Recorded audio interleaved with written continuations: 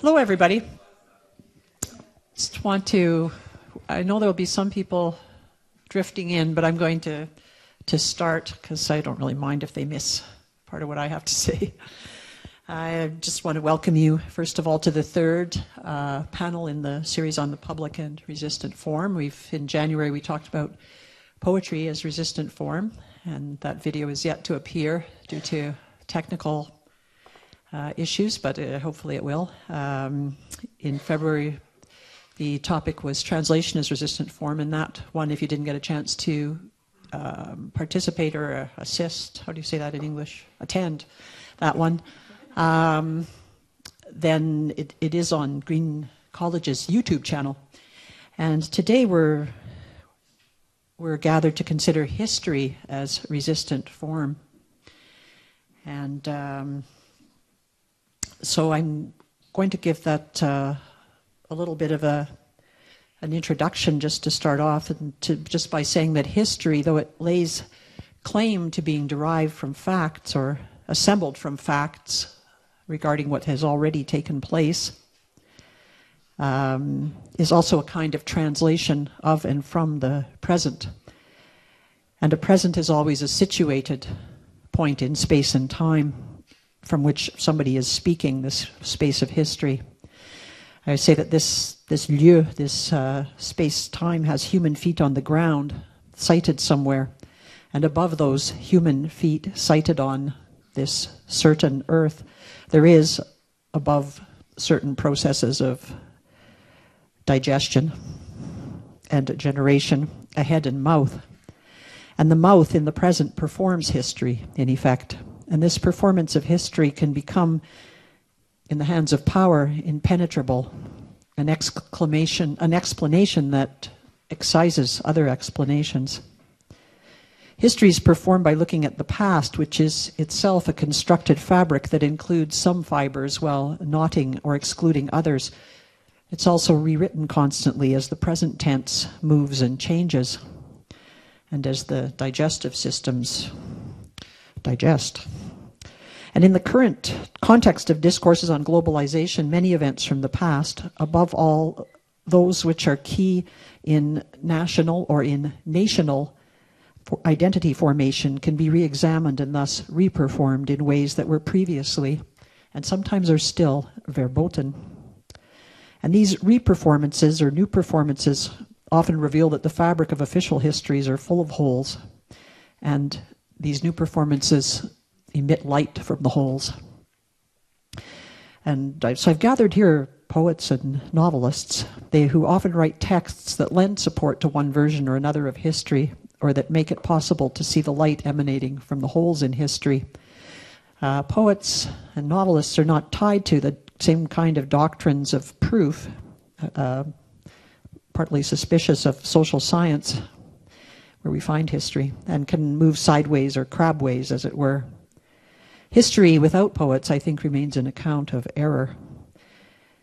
It examines what happens, whereas poetry, as Auden wrote in his elegy for Yeats, makes nothing happen. And this nothing is often what passes under the radar of historians. It seems nothing because it's at first unfathomable. And so poetry makes the unfathomable happen, or shows us that the unfathomable has always been happening. And so tonight we're going to go directly to the mouth of poets to consider the relationship of public and history. And two or three things, I guess, before I introduce tonight's speakers. One is that we are in this part of the particular lieu, this site that's part of the colonial construct known as Vancouver. We're on Musqueam traditional lands, and we're thus here as guests. And I might add that the relationship between the Greek idea, which we've inherited of guest, the related idea of guest, host, hostility, and hospitality, has over time played out in all of its complexity in the last 4 centuries on this land where we find ourselves today. And just to repeat, I think that we're here tonight, I find ourselves here tonight as guests, and our gestures are made possible and are renewed by these kinds of understandings and acknowledgements. And secondly, on the note of gesture and guest and host and hospitality, I'd like to thank Green College UBC personally for inviting me to convoke the 9 speakers of the series, The Public and Resistant Form, and bring them here to Green College to share in ideas and friendship with the residents of this open and vital community and with the members of the public that we're always glad to have here. That's my second note. My third note is that there's another event tonight at 7:30 p.m. right here in this same room. The Green College resident Vic Cowan is going to be running a workshop on gender and sexual diversity right here, and so that if anybody wants to stay after supper and join in and learn something about those kind of issues, you're welcome to come back to the Coach House here at 7:30. So just to introduce the 3 speakers, first of all, our first speaker will be Rhea Tregebov, and her 7th collection of poetry, All Souls, was released in 2012. Her poetry has received the Pat Lowther Memorial Award, the Malahat Review Long Poem Prize, honorable mention for the National Magazine Awards, and the Reader's Choice Award for Poetry from the American Literary Journal, Prairie Schooner. Tregebov's critically acclaimed historical novel, The Knife Sharpener's Bell, of which there are copies here, which follows the lives of members of a Winnipeg family whose passion for social justice led them to emigrate from Canada back to the Soviet Union between the world wars. Won the Siegel Prize in Literature and was a finalist for the 2012 Kobzar Literary Award. And Rhea is an associate professor in the creative writing program at UBC in Vancouver. We're very happy to have her here tonight. And just beside me here is Vancouver poet and editor Wayde Compton, and his work has drawn national attention from his very first book of poems in 1996, the 49th Parallel Psalm. He's also edited the first comprehensive anthology of black writing from BC and was a co-founder of the Hogan's Alley Memorial Project. Wayde's polyvalent. He writes fiction and nonfiction. He's part of a sound poetry duo with Jason Dakota and spins turntables. I noticed he just brought his laptop tonight and no turntable. So I apologize in advance for that. His After Canon Essays on Race, Writing, and Region from Arsenal Pulp Press in 2010 was a finalist for the City of Vancouver Book Award. And his most recent book, which we have right in front of us here, one more copy left, is The Outer Harbor Stories.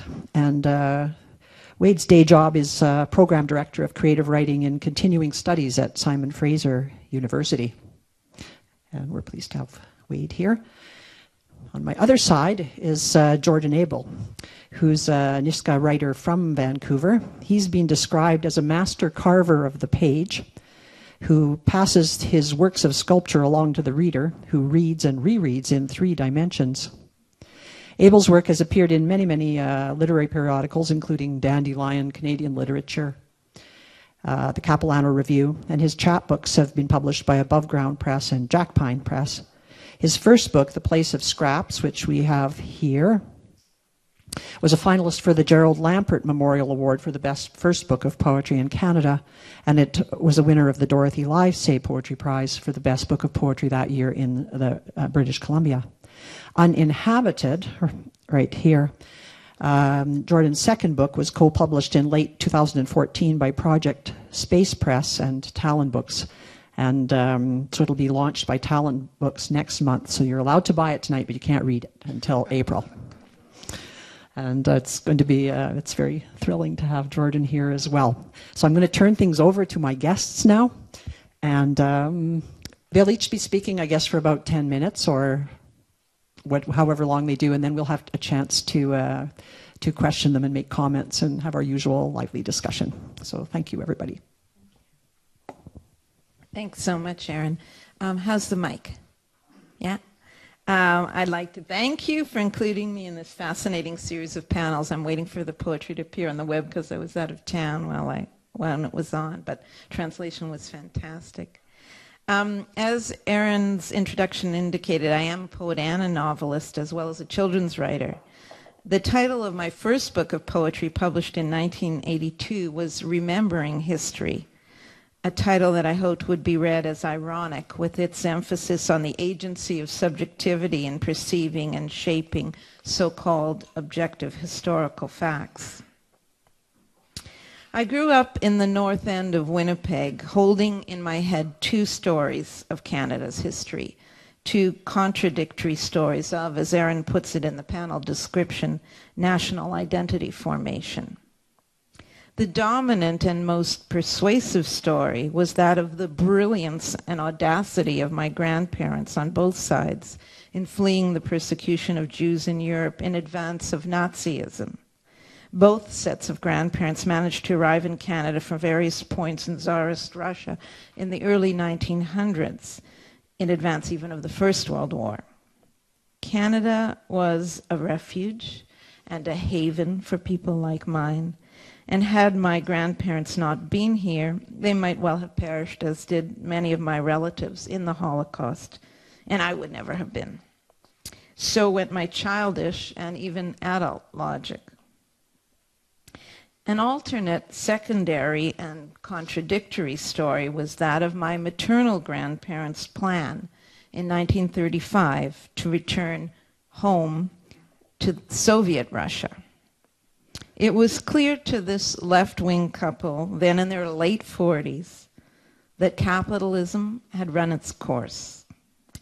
The best possible action to take to save their family was to move them to the workers' paradise, to a country where there was universal employment, where a homeland for Jews in Birobidzhan had just been created, where ordinary people's aspirations were respected, and where social justice would be ensured. As fate would have it, and to my family's great good fortune, my grandparents were denied permission to enter the USSR. Having left Tsarist Russia, they had no status there. And so the family remained in Canada throughout the war and afterwards. But that alternate history and its possible consequences have haunted me. It was the second, apparently inexplicable, counterintuitive narrative and its possibilities that compelled me to write my novel, The Knife Sharpener's Bell, which Erin has described, in which I imagined such a reverse journey. As Erin said in the book, 10-year-old Annette Gershon is carried along with her family from Winnipeg back to Stalinist Odessa in 1936. In 1941, the protagonist flees to Moscow just ahead of the Nazi occupation of Odessa. While she does survive the war, in the post-year wars, she is part of a circle which includes an early dissident movement and is then caught up in the anti-Semitic hysteria of Stalinism's final years. This is a second bit of family history that I weave into the book's narrative. A distant cousin living at the time in Moscow was himself part of one of these very, very early dissident movements and suffered a tragic fate. The plot of The Knife Sharpener's Bell is based on an interweaving of these two family stories and a rethinking of possible pasts. Writing this novel, I tried to uncover the meaning of this personal history and the reflections that it casts on our tempestuous present. The novel happened to be published in 2009, where once again it seemed as though capitalism might be on its last legs. I'd like to comment on how official versions of history affected, first of all, my research on the book. And I hope you'll find that it reflects on our perceptions of history and perhaps historiography. I began research on the book in 1998 or so, when the internet was not a primary resource for research of this kind. It was pretty thin back in 1998. I think people will recollect that. A lot of the impulse to write the book was an impulse to understand the inexplicable. Why would my grandparents, people that I knew, people that I felt I understood to some degree, why would they possibly want to take their family to disaster? The very disaster their earlier emigration had so cleverly evaded. It was hugely perplexing. Now, I know that writers in their first books are told to write what they know. In this case, I was writing what I didn't have a clue about. The entire book takes place before 1950, or the main action takes place before 1950, years before I was born. I've never been to the Soviet Union, and I've never been to the post-Soviet Union. And so the act of imagination did require quite a bit of research. I also grew up during the Cold War era, and so my image of Soviet citizens was of these sort of stolid, impassive people who seemed to have very little in the way of feelings. You know, they couldn't feel beyond their layers of coats. I mean, my family was left-wing, but I still couldn't get past some of those stereotypes. I did know my grandparents very well. Though they died when I was in my grandfather died when I was in my early teens, and so I had their characters fairly fresh in my mind and their way of being. But then I needed to project them into a Soviet culture that was very difficult for me to fathom. The initial source of elements of the narrative were these family stories, which were oral narratives. If anything was written down, it was written down in Russian, which I don't speak or read.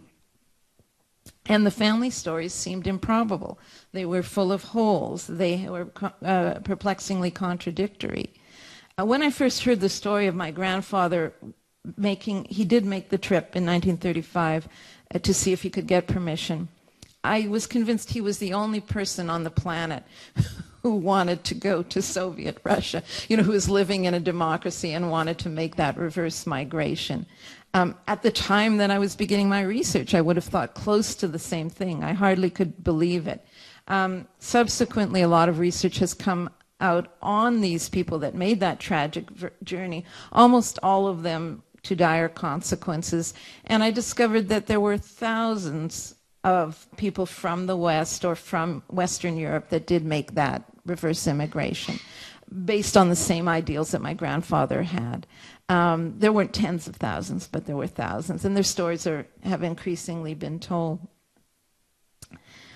It was also important for me to go to approach my research with surgical precision, because it would have been easy to spend my entire life researching this book, given my vast ignorance of the subject, as opposed to writing the book.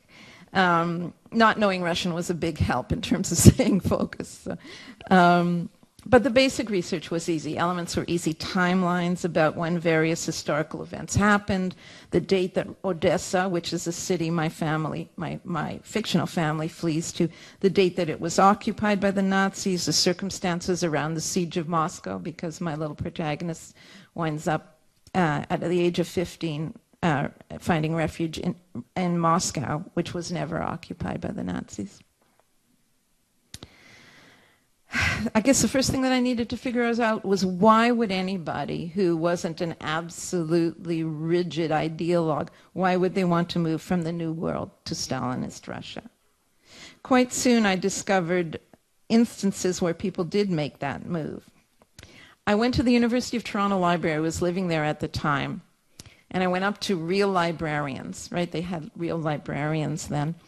And I told them about my project, and you could just see their eyes light up, right? And I found things in, I think it was still card catalogs. I have this memory of card catalogs. Could it have been? No, I must be making that part up. But at any rate, I found a stream of topics, you know, early Soviet social life, and I found books that had been published on these topics, first-person memoirs, because I wanted that primary resource. I didn't want the filter of history to shape the narratives that I was reading. But none of them were on the shelves, and in fact, none of them were in the building. They were all in storage, books that had been published in the 30s, in the 20s and 30s, actually. And I imagined the librarians blowing the dust off them, and they told me that they actually had to put barcodes on them because they hadn't been read in 30 or 40 years. So here was a history, one of those threads that Erin was talking about, that had been languishing, that had been left behind.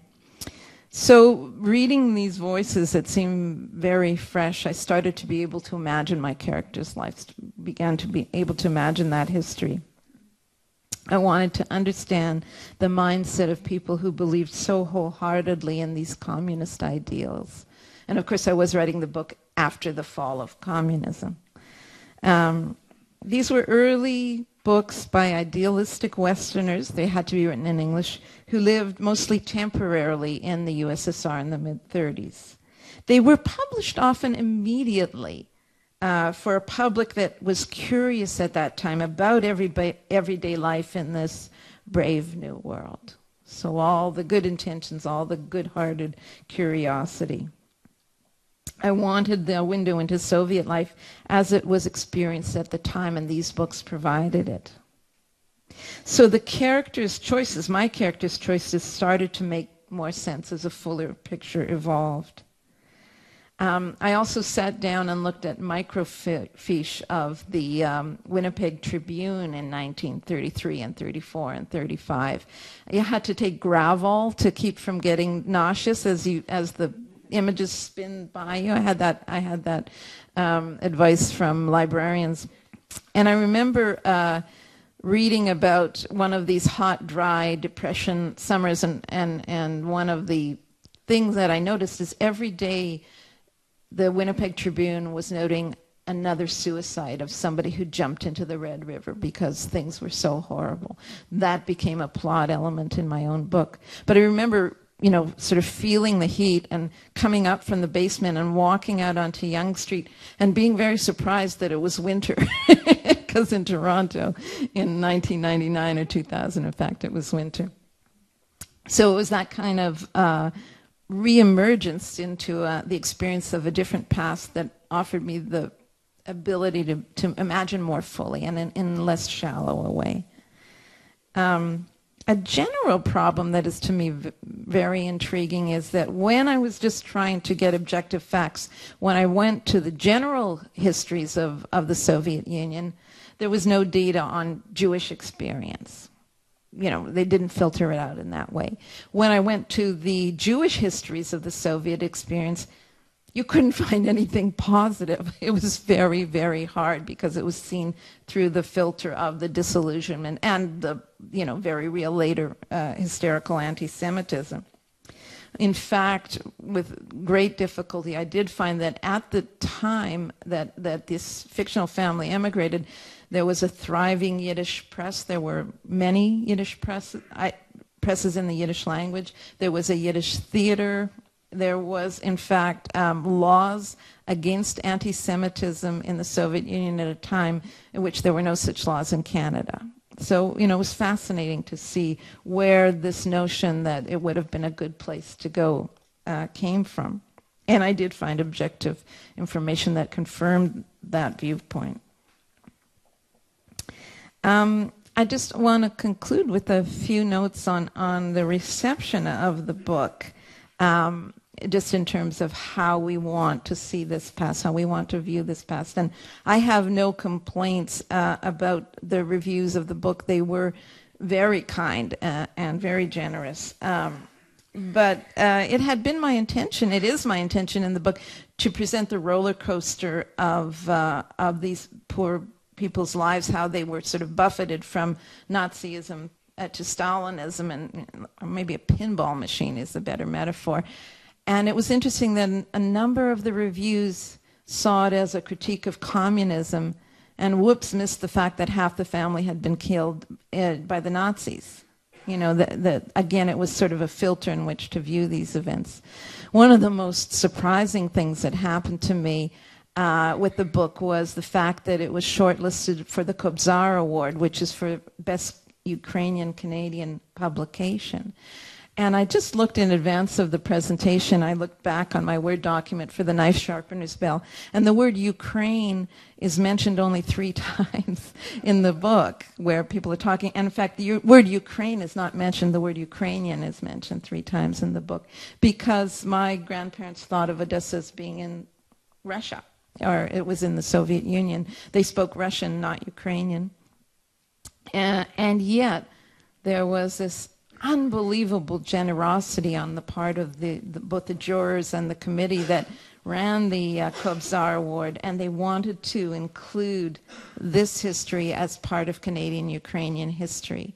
And when I attended the event, it really was one of the most moving experiences in my literary life. I had numerous people come up to me and say, it's about time that we included this experience in our understanding of our history. And it was a remarkable, the Kobzar Award is a very grassroots award. Money is raised through the Ukrainian community. And it was a very deliberate act on their part to consider the book in this fashion. So I think that's a bit of evidence of how we can, in fact, create institutions that help support alternative visions of the official version. So thanks so much. Thank you, Rhea, for giving us that perspective from Eastern Europe to Winnipeg and back.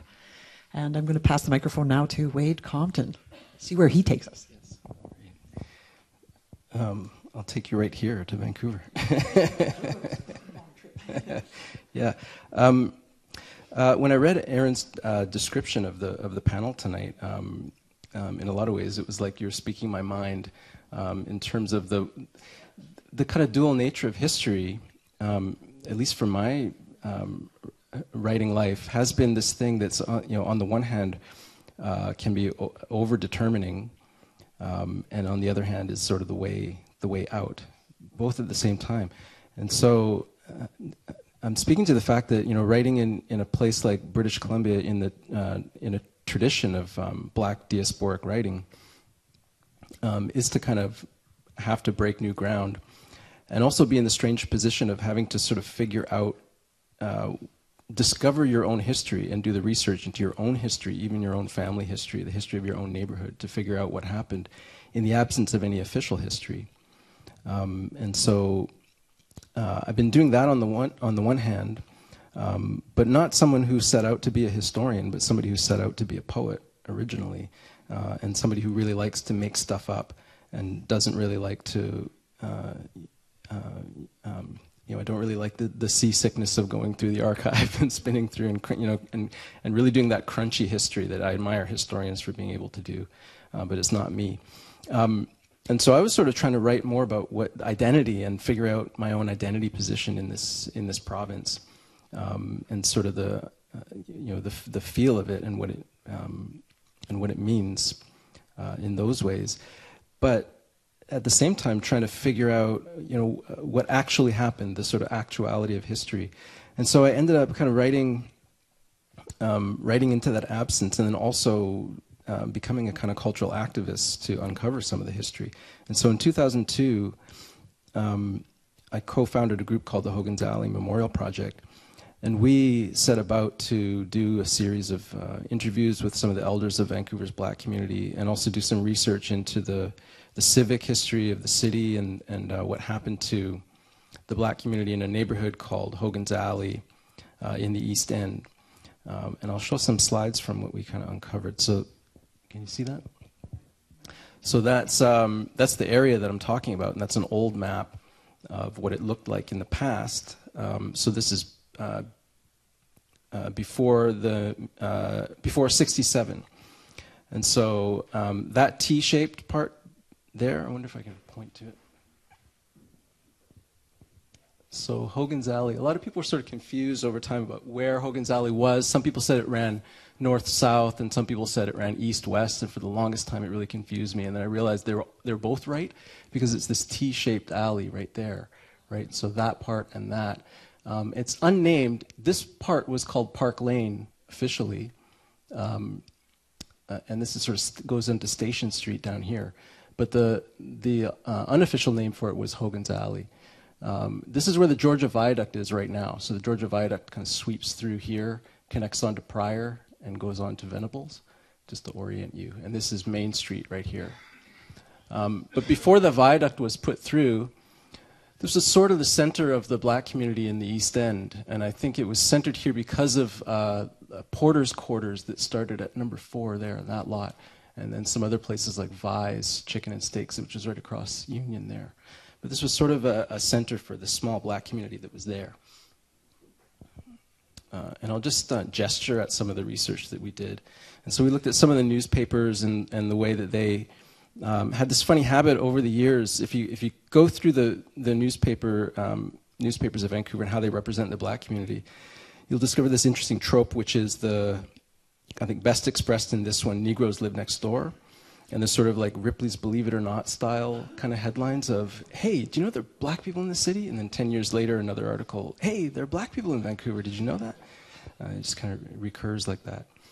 I like this picture because there's sort of a dearth of images of black folks outside. There are a lot of pictures that people took in their homes, but I always like sort of seek for the pictures of folks in the city, recognizably in Vancouver, and that's one. It's on the steps of the old African Methodist Episcopal Fountain Chapel. That's at Jackson and Pryor. Looking south.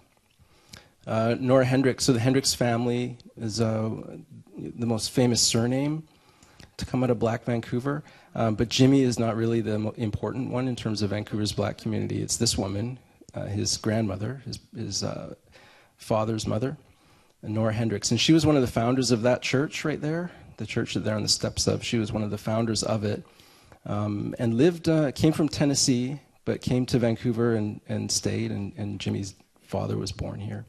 And she was one of the women who kind of held the community together in a lot of ways, and was there all through the decades, and only left in her last year when she got sick, and her family in Seattle made her go down to Seattle, where on her deathbed apparently she was saying, I got to get better so I can go back to Vancouver. Vi's Chicken and Steaks was one kind of the most enduring of a bunch of institutions that black women owned. There were kind of two kind of occupations associated with Vancouver's black community. A lot of the men worked as railway porters. So there was the Pullman porter kind of job ghetto that was in the States, that was also in Canada. And so that was for the black men. But black women ran a series of these things called chicken houses, and Vi's was the one that was most successful over the years, and they were often sort of also after hours clubs, kind of speakeasies. There's another image of Vi's right there, which stayed right up through the construction of the Georgia Viaduct. You can kind of tell they're starting construction on it just below there in that image, but that's it right in the center. That's Union, yeah. And so the little building right next to Vi's there is the current site of the Jimi Hendrix Shrine. Yeah, so the guy that owns that whole lot right there discovered that there was a connection to the Hendrix family there, and so he turned it into a shrine, being a big Hendrix fan. People wonder why they call it Hogan's Alley, and it's Hogan's Alley is from the Irish kind of a comic strip about a fictional Irish community in New York by Richard Outcault, basically making fun of the Irish and kind of that sort of the time before the Irish were white. And basically it's kind of, the meaning of it is a sort of chaotic neighborhood, and I think that got applied to Vancouver's Hogan's Alley. There are other Hogan's Alleys in North America in different places, and so I think it was a general epithet, meaning kind of ghetto or crazy area, part of town, that people then kind of forgot. And so so people might tell you that there's some particular Hogan who was the Hogan's Alley is named after, and I don't think that's true at all. It's from this comic. And I'll just stop with this picture, which is my favorite from all of our research, and this comes from Chick Gibson, and that's the congregation of that Fountain Chapel church at Stanley Park in 1936. And so there's a connection with right around that time, 36, right in that era. This is Vancouver in 36, and the black community. I like to show this to people, as this, people who have the idea that there are no black people in Vancouver, or that there were no black people in Vancouver, and that you never really see a bunch of black people in the same place at the same time. And here's an image that just kind of destroys all of those stereotypes in one sweep. But to bring it up to now, I don't know how much time I have, but to bring it up to now, all of this historical research has shadowed my own work in the way that, on the one hand, I really, have a hunger to know this, just like everyone else in the Black community. If when Black people get together and create a holiday, what do they create? Black History Month, right? And it's partly because there's this feeling of the absence of history and this need to have that absence filled and to know what went before in a history where it was ripped from us, right? And so I share that too. But on the other hand, it's also it feels like a burden quite often in that I really just want to imagine things. And so my latest book is a book of short stories that's, so this one, The Outer Harbor, which very deliberately goes from 2001 up into the future, into 2025. And so a lot of people when I was writing it were saying, well, is it about Hogan's Alley or is it Vancouver's Black history? I'm like, no, it's about Vancouver's Black future. Yeah, very much on purpose. But it is still shadowed. I sort of didn't realize it till partway into the project, the way that all of this research and all of this work that I did still goes into this book, and it's in the what I think the book is about thematically is space and urban space and how space is controlled by power, and so reflective of the way the Black community was displaced. There are all of these different engagements with displaced populations. And anyway, the key figure of the book is a volcano, and I imagine a volcano arising out of the Burrard Inlet and becoming a small volcanic island, and then a series of responses to that new space within the borders of Vancouver. And in brief, three of them are: one, there's an anti-colonial demonstration where a group of Indigenous activists and a Black woman who gets sort of swept up with them perform an occupation of the island. So they go out to the volcano on boats, and they plant a flag saying this is unceded native land, as a kind of way of claiming it as part of the anti-colonial struggle, even though the government has made it kind of a scientific reserve. The second is it becomes a site of gentrification, strangely enough, and so the book gets a little bit fabulous. And so I think I'm going to find it here. So this being Vancouver, can you see that? Oh, that didn't come up. Okay. Oh, okay. Yeah. Has to be in the PowerPoint. I wonder if I could move it in. Anyway, it becomes a site of a condo. So they build a condo tower on the volcano, and then that condo itself goes through a few permutations. It goes from being a sort of high-end condos on this volcano to being a detention center for a group of migrants who are sort of these magical migrants that blip in and out of space and time. And so when the authorities can't figure out where they're from or what language they're speaking, and they can't really jail them because they keep sort of disappearing and reappearing. But they realize that they only can disappear and reappear at a certain distance. And so if they intern them on the island, they'll be stuck there because they can't disappear and reappear on the shores of West Vancouver or Vancouver. They can't go that far. And so the island becomes this detention center. And so to me, I think all of this was actually me sort of defragmenting all of this historical work and feeling kind of chained to the history and chained to having to represent or figure out the facts of the history. And I think, yeah, largely what I was doing with the book is really giving myself room to run more imaginatively and think about how all that feels, or kind of put it through the sort of funhouse mirror of the imagination. So yeah, I'll stop there. Thank you, Wayde. Thanks, Wayde.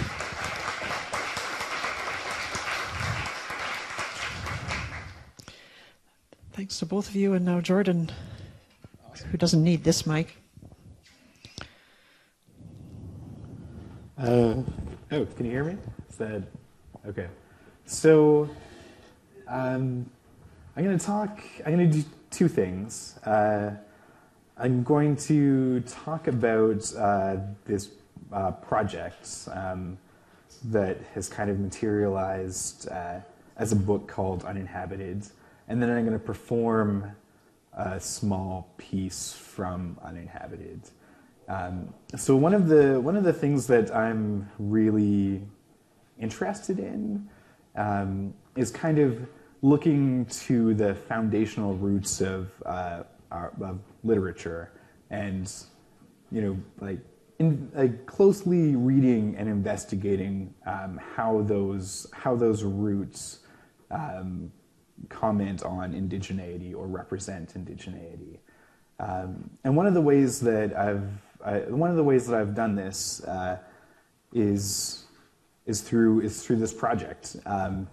So on Project Gutenberg, which is an online archive of public domain texts, there is there's a lot of books on there, but one of the ways that is organized is by genre, and one of the genres on there is the cowboy and Indian Western novel, which I've been thinking about a lot, and have been very curious about how Indigenous peoples are represented or misrepresented in these novels.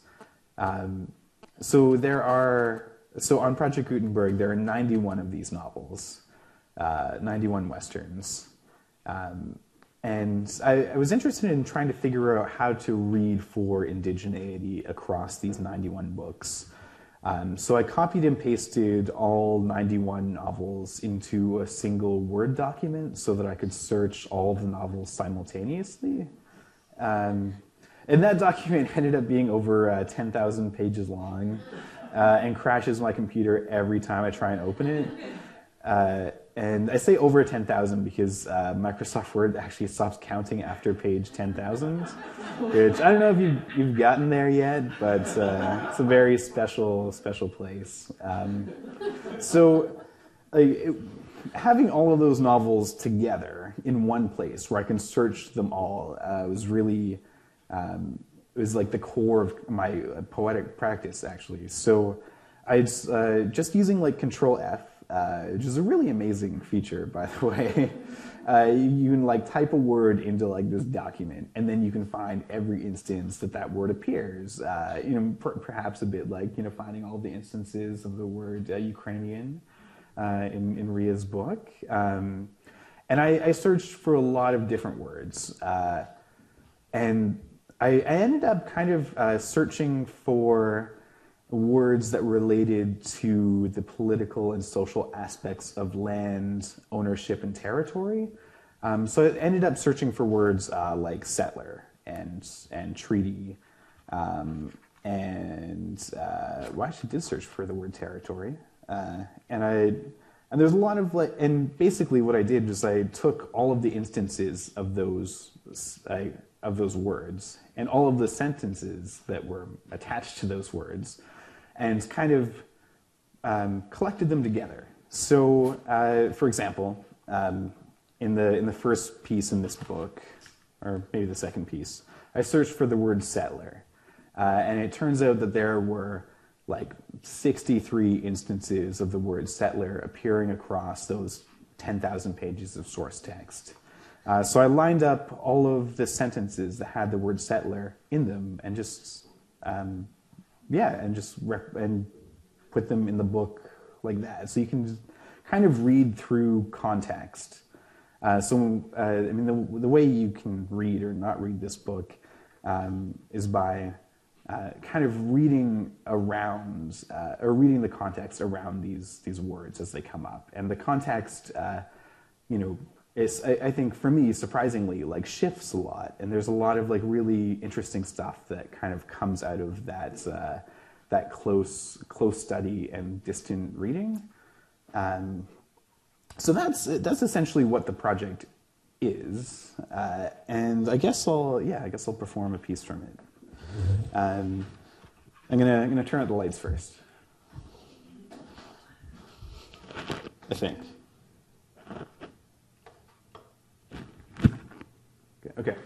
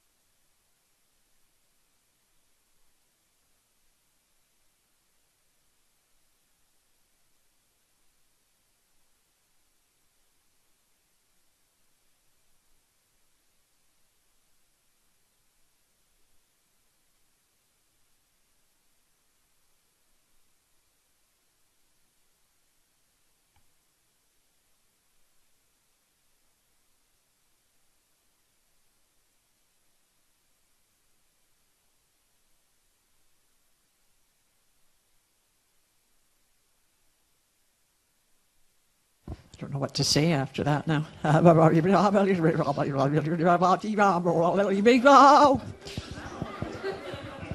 was me turning it over to you folks. Oh, I'm so old. I'm never embarrassed anymore.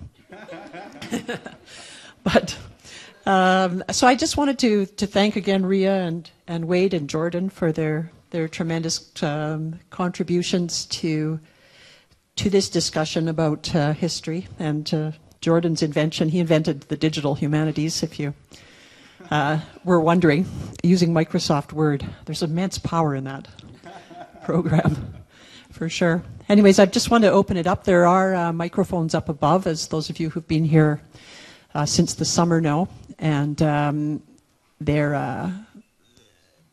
we'll pick up your voice if anybody would like to ask one of our speakers a question or make a comment or whatever you wish to contribute.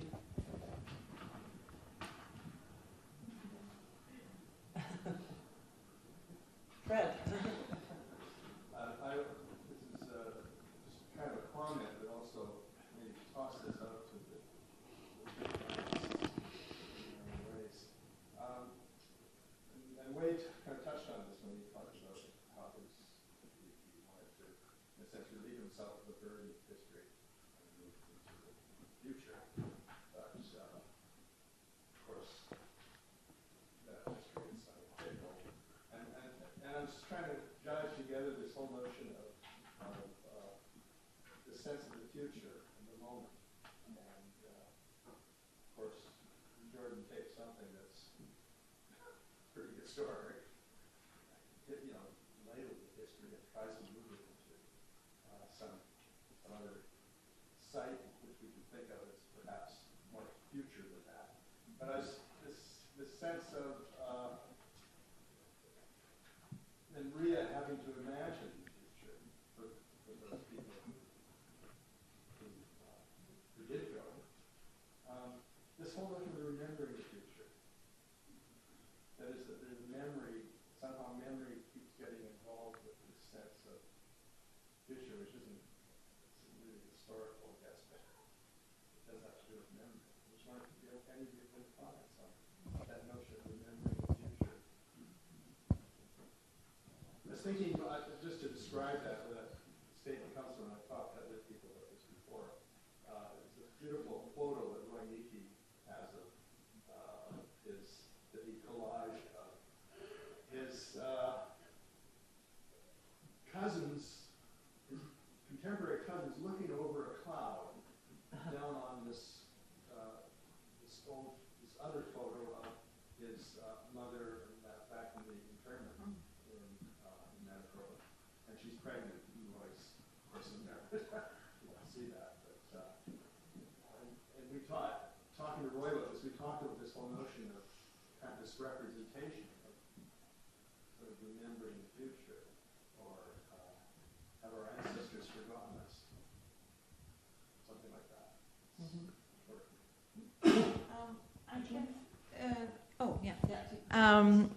I guess for me, part of the task of creating the world of that novel was to remember that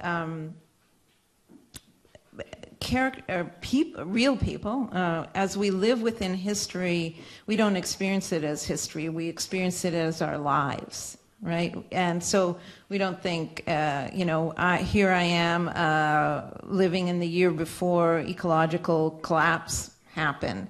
I just think, oh yeah, I got to pick up the groceries, and I hope I can finish off that novel before my sabbatical is over.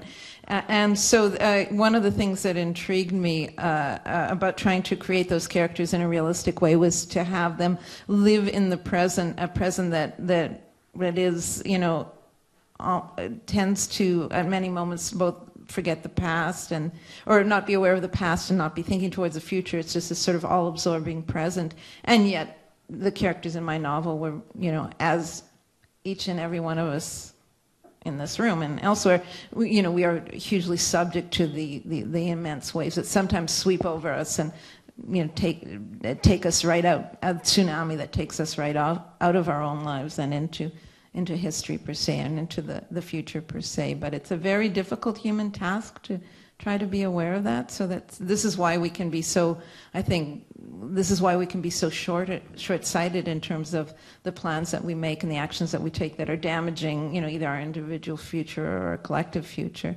because we're so absorbed in the lives of the moment. So it was really intriguing to try to present those characters. I knew what might happen to them and what would happen to them, but to try to present them that they did not know what was going to happen to them. I would say the way I've been thinking about that lately is the fact that is the problem of memorialization, right? And this is something I've talked to Roy about quite a lot. It was interesting hearing Roy in an interview recently talking about, the moment after the Japanese Canadian community's success with getting redress as being, this moment where he felt quite depressed about it in the aftermath of that, about sort of succeeding at this thing that you push for to be remembered or to be acknowledged, and then afterwards it being this strangely deflating experience. And I've had that exact same thing with Hogan's Alley. It seems like the closer we get to the public recognition of it, I'm not exactly sure what all accounts for it, but partly it's that I think we're staring down the memorialization of that, the injustice that happened there and the racism of urban renewal in a way that's looking at it with this cool distance, and also in ways that are replicating a really similar expression of power. So in the downtown east side, we're seeing that area is now going to be re-inscribed all over again. They're going to take down the Georgia Viaduct and they're going to put something else there, probably condo towers. And I'm just waiting for the moment when they name one of those high-end condos Hogan's Alley, right, after this. And that's going to be the displacement of, a different set of people, a displacement of poor people in the downtown east side now, itself becoming the memorial for the displacement of a different population under a different power regime in the past, right, with some continuities. So to me, that's what unnerves me about the process of memorialization. I mean, I think that I'm proud of the things that we've done, especially some of the more grassroots things that we've done to remember the community or to keep the memory alive of what happened. But at the same time, it's very easy for people to mark things rather than to change things, I guess. And so that's I think that speaks to what you're talking about. Thanks, Wayde. I was going to put in 2 cents worth here myself, just adding to and recognizing what Wayde has just expressed. I know there's I know other people as well who are working on issues of memorialization and what that means. And I know in my own life I've had 2 that spring to mind right now instances. One is recorded in The Unmentionable, my previous book, of my grandfather saying that to consign things to writing is to cause them to be forgotten, that it's a way of making things be forgotten. And I asked him, like, why is that? Because writing can be burned, that when knowledge is transferred orally from living bodies to living bodies and allowed to inhabit that body, it comes out of every generation of bodies slightly differently, but it's actually the same. There's a remarkable continuity in it. And because a group of people have heard the stories too, that you can't, like you'd have to kill everybody to kill the stories. You can't completely kill the stories when they're alive and embodied, whereas writing is a way of forgetting. And I also a more recent experience in places where there's all the issue of memorialization in Ukraine, especially of all the sites of massacres during World War II from Operation Reinhardt, because in the area of the Ukraine, most of the Jewish people who died did not have the chance to go to Auschwitz. Auschwitz was like a vacation camp somewhere else. They were just brought and made to dig pits, dig their own graves, and were lined up so as to save bullets, and one goes for 6. That's good. but there's all these sites, and somebody told me once, we can't just put up memorials wherever there's a massacre site, because all of Ukraine is a cemetery. And then somebody else saying to me that we don't want memorials, because memorials are a way of allowing people to forget, allowing individuals to forget, because the history is contained on this memorial. Anyways, these kind of notions have come up for other folks as well. Something there? Oh, I've got this thing. All right, your very own mic. Yeah, it's an interesting question. I was just looking back at like when the books I'm drawing from were published, and they're all published somewhere between like 1850 and 1950. So all of the stuff that was in that performance, was available like at the latest in 1950, but it wasn't read that way. And even if you did a similar project at that time, like finding like all of the instances of the word like settler and recontextualizing them and putting them together, they still wouldn't be read in the same way. I mean, partly like we can read that context only because it's, what year is it? 2015? Only because it's, sometime after, I don't know, like 1980. So, I mean, I think that was one of those things that I think is like challenging for me, like in this project, is finding a way to shift pre-existing text into a new context where it can be read as as part of the future, as being something that's at least maybe not part of the past. Definitely, yeah. Thanks, Jordan. Just.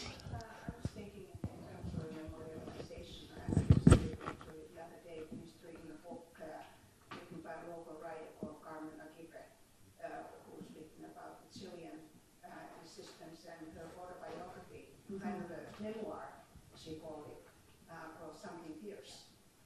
Totally awesome book. But I knew I studied Latin American history at UBC back in the 90s too. And there's a huge memorial, and saw a movie called Archaeology or Memory as part of the film festival a number of years ago. And there's now a memorial at what used to be called the Via Grimaldi, just outside of Santiago, Chile. Where in that area, a lot of people were killed, and nobody knows who all those people were. Some people were known who they were, but a lot of people got killed who nobody knows still who actually they were and whose relatives they were. And now there's a memorial there. It was an awesome film, but what you were saying about memorials, it's interesting. It puts kind of my thoughts into slightly different context. But we also don't learn anything from the past, whether the stories are told orally or whether they're told by way of in written form. We don't learn anything from the past. If we had learned something from the past, like from the Holocaust or whatever, the things that happened in Chile and Argentina and Nicaragua and many other South American countries, they wouldn't have happened. Right, if we have learned something.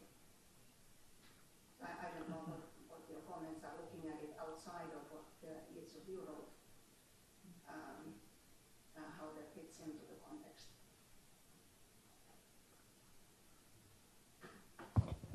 Because she also, Hannah Kirre, her family came to Vancouver when she was a little girl, and then her family decided to, her father stayed here, but her mother and new husband, and they took the two kids and went back to South America to be part of the resistance movement there in the 80s.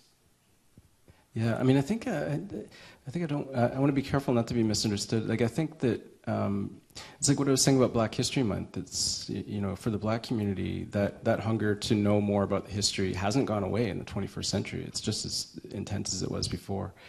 Although it's different in different places. Like I think Black History Month means something in Vancouver different than what it might mean in an American city or something like that. But you know, I'm glad for these memorials, and I've fought for them and pushed for them and dedicated many, many volunteer hours towards their creation. And so it's not that they're a bad thing. I mean, it's true that, you know, you get a plaque created and then it's something that people can walk by, really. That's what it ends up being.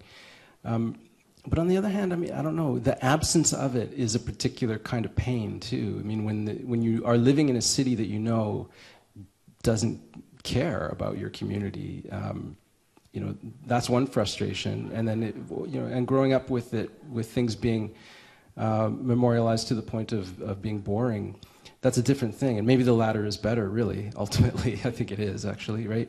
So, you know, it's just a matter of, I think what it can expose is the way that I think when you're talking about the memorialization of an injustice, you know, it's the injustice that's the key thing there, right? And it's figuring out how that worked and how that may continue to work in other guises or other forms, you know. Yeah. Yeah, just following Wayde all the time here. I don't think, as like you, that memorialization is all bad or memorials are all bad, but I think of like how can they be, the existence of memorials be enriched by stories, and that the stories, they might come from other people's voices or from the past, but they inform the way you move in the present and how you can see things in the future. And I think myself, I mean, I followed from far away the Hogan's Alley project, having in the 70s worked with railway porters in Vancouver and spent a lot of time in that area, and had a very big sense from the stories they told in the way that they would occupy that neighborhood, in the way they would just with their bodies passing through it or having a beer after we got in from the train got in, that to me, I always had this big sense. I think in the 70s there was still one chicken shack there too. Yeah, that then you could go there at any time of the day or night and bang on the door and somebody would make you chicken, you know. Especially if you came with the right people. But they'd get mad at you. She'd swear at you, but you'd get chicken. But the stories that they told made that Georgia Viaduct vanish. Like you wouldn't even see it anymore, you know. Like, but it was also very apparent to me as somebody from outside those stories who was hearing those stories at the time that there was this kind of deliberate scar that had been put through a neighborhood to divide it in two, and that divided in two and destroyed it. That wouldn't have happened if the people who lived in that neighborhood were in Shaughnessy or something, you know. But anyway, complex. How do we make those stories, like how do we make that area vibrate for people the way the stories made it vibrate for me in the future?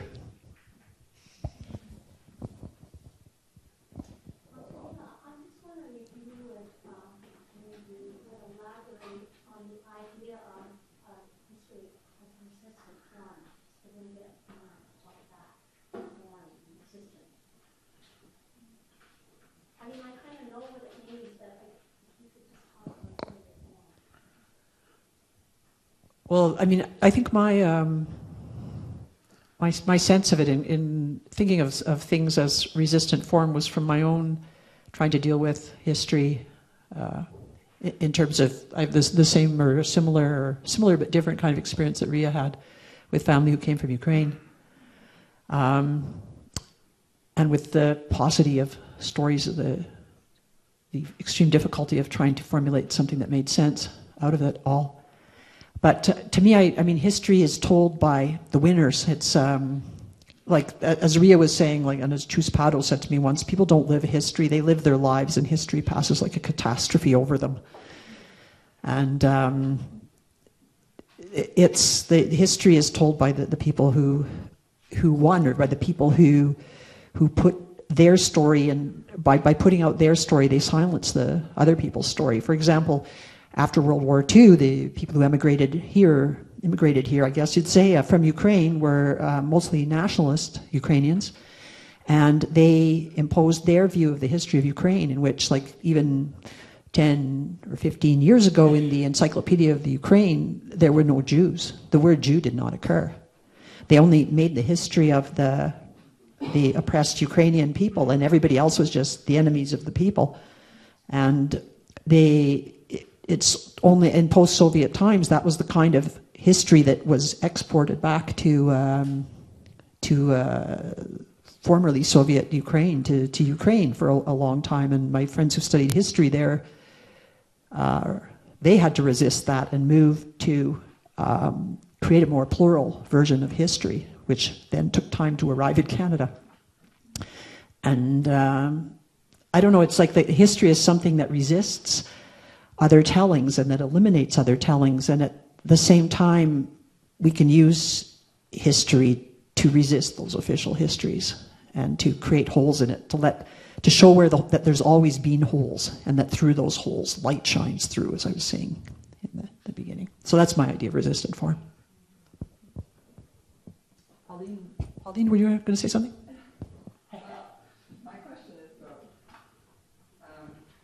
memory work memorialized this recovering histories that have been submerged or ignored and so on. But I'm just wondering whether you have a sense of to what extent this becomes part of some kind of thing that is carried forward. Because my experience in the women's movement, for instance, is that every generation has to reinvent it. There's this mechanism that erases it. For all the work that feminists did in the 80s and 90s, where often people say, gee, did you know that? But you just discovered something that happened in the 80s and 90s. I'm just wondering about that process, how that, I mean, I know you can't answer it, but if you thought about it, how it gets carried forward. I suppose things like the work that you've done with the plaques and the history things and so on that are visible in public spaces actually works somewhat in that direction, but just curious. Maybe there's no answer. I guess I'm working on a new book now set in the ancient days of 1982. And it's funny, it's a similar part of the impulse for writing this one. It's set in Toronto with a bunch of young women, they're early to mid-20s. And one of the characters is a very hardline feminist activist. And one part of the goal of that writing this was to have contemporary women in their early to mid-20s read this and understand what the labor was that went into creating the structures that we have now and that become invisible because we have them, things like transition houses or rape crisis centers. Although I was talking to a young woman, she said she'd never been to an all-women dance because there's an all-women dance described in it, and those were fun. But I guess, part of the goal here is that if you can make what has become invisible visible again, that maybe it can be valued in the future. So that's a short answer. I would just say, I know exactly what you're talking about. And I would say, I don't have an answer for that, but what's interesting that I've noticed is that with the Hogan's Alley memorial work, so I felt like when we came along and did it, we've had all of these successes, but they came at a certain moment. It felt like we were pushing at it for 10 years, and really nothing was happening. And then suddenly there's been this sort of avalanche of memorials, like Canada posted a Hogan's Alley stamp. The city has put a plaque there now where there was nothing before. There's the Hendricks Shrine. There are all of these things that are happening now. But looking back at the history, I know that it's nothing new. People were pushing for this in the 70s. There was a push for a black community center in the 70s that failed. There was another one that happened in the 90s that I was involved in that failed. No one really heard it. There was a documentary film called Hogan's Alley, which is very well done. That kind of just stayed in the black community, really, those are the people who knew about it. And so it has been doing those cyclical things. And for some reason, our generation was the one that seems to have suddenly gotten all of this play in the mainstream. And I think I know why. It took me a while to figure out, we're not the first to have done this. Why did it ignite now? And I think we just timed out. I think we hit 40 years after anybody who could be blamed for what happened. They're just not around anymore, really, right? And so doing this in the 70s, so memorials have different meanings, I think, in different distances of time. Right, yeah, that's right, yeah, that's true. Yeah. But doing it in the 70s, I mean, the activists in the 70s, I think, had a really hard time because it was in very recent memory, and who wanted to hear that then? You know? I had a thought. So one of the ways that I've approached this question in the past, like only concerning indigeneity in Canada, is that Patrick Wolf has this really great thought, he basically said that colonialism is a structure and not an event, and Canada as a nation is very fond of constructing this idea of the colonial events and of the colonial past, and of issues surrounding colonialism as being fundamentally over and dealt with, and you can kind of see echoes of this in Harper's apology for the Indian residential schools, and even in Truth and Reconciliation. There's this kind of this moment that happens that is an indigenous moment that people, or that Canadians can see as oh, well, this happens, you're reconciled, it's over. The indigenous issues don't exist after that to a certain extent. Obviously, I think that if we think about if we think about colonialism more as a structure and as those issues as being ongoing and permanent in a certain way, that work has to constantly happen and happen over again and continue to happen, and that there's no stop for it. And I think that's how I've engaged with it, and I think that's just one specific kind of example. Yeah. Related to what you're saying, but related to what everyone said, the idea that memorialization is a kind of a death, a cult, or something like that. I wonder, is what you're all saying that the part of memorialization is creating living memories for ongoing existing, as opposed to the idea that now the memorial is done, so history's over there, and you can kind of look at it and then go have a sandwich or something. Is that part of the tension in it, to keep something living, but to have something static that touches off the living? I don't know if that's clear as a question. I mean, I think of the Hogan's Alley, it's looking back on the stuff we did when the Hogan's Alley Memorial Project was more active. I was surprised to discover that the piece that we did that I feel best about now is the one that was the most ephemeral. So at a certain point, we did a floral text on the green space that's right next to the viaduct. There's this kind of green space there, and a thing that people think is a park, but it's actually just an area that was supposed to be part of the freeway that didn't get developed. They just let grass grow over it. But we were thinking about floral text that welcomes people into cities, and so we worked with an artist named Lauren Marsden, and just went in there and just dug up the ground and planted a bunch of flowers in the shape of the words, "Hogan's Alley welcomes you."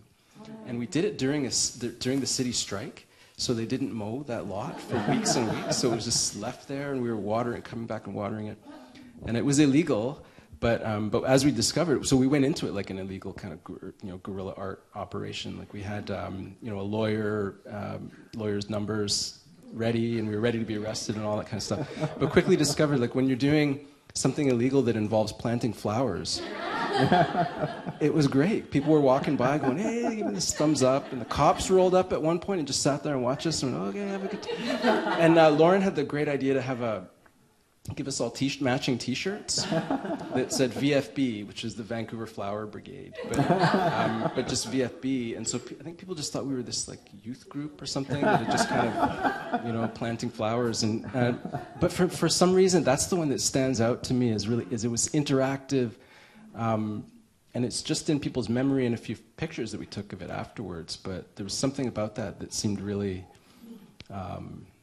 alive, and I tell that story. That's the story I want to tell people about. And so maybe it's something to do with that and the way, the actions that you take and how they're, how they become something living. I think I agree with that. Yeah. Is there anything else here before I close things off? Yeah, I have a specific question for Jordan. I was just wondering if you could speak a little bit more about the importance of the voice in what exactly you're trying to represent. Just because, your performance piece is a conversion of a document to a series of voices. And when I was listening to the voices, I kind of got the sense that these voices are all trying to occupy this room. They're kind of competing with each other in an interesting way in relation to the kind of cellar history that you were trying to represent, and then the way that you played them off each other as well. I was just wondering if there was something special for you about the voice and the purpose of your project. Yeah, that's a good question. I think.